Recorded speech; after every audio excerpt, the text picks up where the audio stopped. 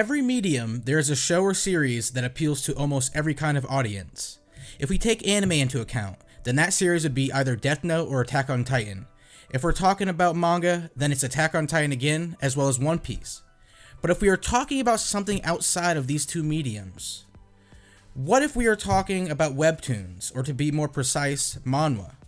Well, in that case, there are plenty of good manhwa out there, but if we consider the analogy that we just talked about before then, there's only one manhwa that appeals to the majority of the anime community. And that manhwa or webtoon is Solo Leveling. Now, before we talk more about this webtoon, I just want you guys to go ahead and like the video and also subscribe to the channel. It helps the channel grow, which is always very appreciated. With that said, let's talk about why you should read Solo Leveling. If there's one thing that makes Solo Leveling so good, it's that regardless of how simple or cliched the plot may seem at first, this webtoon never drops in quality. Even after 130 plus chapters, it has never lost its spark. Power scaling changes, new characters are introduced, and even the plot itself starts to become more complicated. But when it comes to quality, there's no chapter in Solo Leveling that I ever found boring. The story takes place in the modern day world, but there are these gates that reek of magical energy.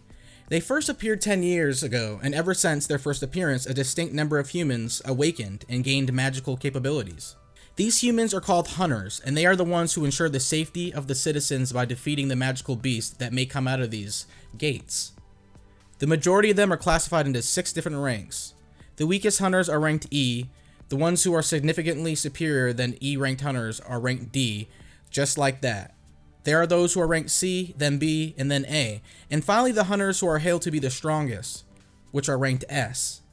This ranking order is so absolute that a lower rank can never even hope to compete against someone of higher rank. The gap between their magical prowess is just so apparent. And considering how the main character, Sun Jin-woo, is the weakest among all those who are ranked E, he is the world's weakest hunter. Now, these hunters can make a living by going on raids in these magical gates. And Jin-woo has a couple of genuine reasons for going on these raids. His mother is in the hospital and her treatment is very expensive, and his younger sister wants to become a doctor, so he needs money for her future too. But despite how much he needs money, he has never any help inside the gate. This has also led to him getting mocked by other hunters. However, one day as he goes on another raid with a few more hunters, they are all caught up in an unexpectedly dire situation, with no way out. We won't talk about what happens, but this raid changes everything. Suddenly, Jin-woo isn't the world's weakest hunter anymore. It's not that he gains a subtle, massive power boost, it's just that out of all the other hunters in the world, he is the only one who has gained the ability to continuously grow and become more and more stronger. What happens is that he becomes a player chosen by the system. There are tasks that he absolutely has to do every day or he'll have to face a penalty. These tasks include doing 100 push-ups, 100 sit-ups, 100 squats, and a 10-kilometer run every day. Well, what do you know? Doesn't that sound oddly familiar? The system's goal is to make Jin-woo stronger, and that's what this manhwa is mostly about. It's about Jin-woo becoming substantially stronger than the other hunters around him, and it's great.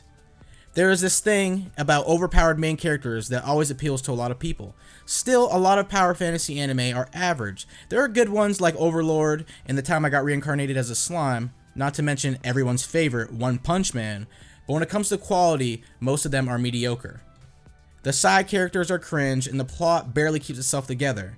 They just lack that flair that gets your blood boiling, and that's the main point when we are talking about overpowered main characters. But Solo Leveling does everything right. The main character is badass, and the side characters aren't half bad either. Not to mention that cringe characters are almost non-existent. Well, you can't get rid of all of them, can you? Now, I am definitely not saying that Solo Leveling is doing something revolutionary. What I'm trying to say is that Solo Leveling does exactly what it tries to do, and it does it right. The art is beautiful, extraordinarily so, and it never drops in quality. Rather, it only continues to get better and better. I'd say, if you read Solo Leveling only for its art, it still will be well worth it. It is the perfect webtoon to binge read overnight. It's just so damn entertaining. Still, if you are more into complex narratives and psychologically intoxicating plots, then this may not be your cup of tea. But is it worth giving a shot? Of course it is. Just try reading it without being overly critical and you'll see what makes it so enjoyable. Seeing Jin-woo go from a weak pushover to someone who is both physically and mentally strong without him turning into an edgelord is extremely addictive. Power scaling continues to change, and unlike Saitama, who is still a long way from actually getting acknowledged by the people he has been saving all these years, Jinwoo does get acknowledged. That's just how the world of solo leveling works. The world needs strong hunters. It's not just a matter of protection from the gates, it's a matter of pride and superiority. One way to look at it is how some hunters are actually stronger than entire countries. That makes it all the more entertaining. Seeing how Jinwoo can't act and chill like Chad Saitama, the stronger he becomes, the more cautious he has to be of the spotlight. You see, in the world of solo leveling, things gradually become more complicated. But if you look at it as a whole, the webtoon itself is quite simple. But that's okay, because a good story doesn't have to be complicated to remain interesting. So, why should you read Solo Leveling? It's the story of a protagonist who goes from being the weakest to the strongest. The story flows smoothly, and last but not least, the visual appeal is terrifyingly addictive. There you go, guys. These are my thoughts on Solo Leveling. Feel free to share your own thoughts in the comment section down below. I'm always looking forward to reading them. And as always, don't forget to like the video and subscribe to the channel if you haven't already done so. I'm the Bearded Saiyan. Thanks for watching. I'll see you guys in the next one.